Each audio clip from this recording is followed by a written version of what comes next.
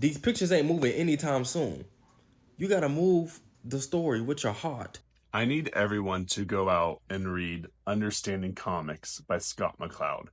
It is truly mind blowing, and there's even an entire chapter on the phenomenon that he's describing called closure.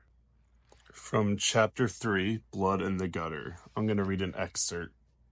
In electronic media, closure is constant, even overpowering. In film, closure takes place continuously, 24 times per second, in fact, as our minds, aided by the persistence of vision, transforms a series of still pictures into a story of continuous motion. A medium requiring even more closure is television, which, in reality, is just a single point of light racing across the screen so fast that it's described my face hundreds of times before you can even swallow that corn chip. Between such automatic electronic closure and the simpler closure of everyday life, there lies a medium of communication and expression which uses closure like no other. A medium where the audience is a willing and conscious collaborator, and closure is the agent of change, time, and motion. Now you die. No, no! See that space between the panels? That's what comic aficionados have named the gutter. And despite its unceremonious title, the gutter plays host to much of the magic and mystery that are at the very heart of comics.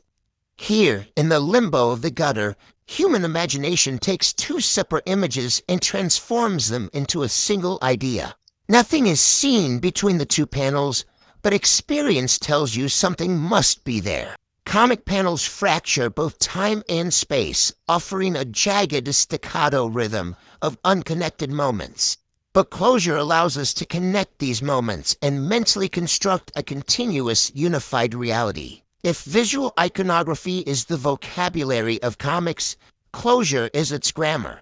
And since our definition of comics hinges on the arrangement of elements, then in a very real sense, comics is closure. The closure of electronic media is continuous, largely involuntary, and virtually imperceptible. But closure in comics is far from continuous and anything but involuntary. Every act committed to paper by the comics artist is aided and abetted by a silent accomplice, an equal partner in crime, known as the reader. I may have drawn an axe being raised in this example, but I'm not the one who let it drop or decided how hard the blow or who screamed or why. That, dear reader, was your special crime, each of you committing it in your own style. All of you participated in the murder. All of you held the axe and chose your spot. To kill a man between panels is to condemn him to 1,000 deaths. Honestly, every time I read this book,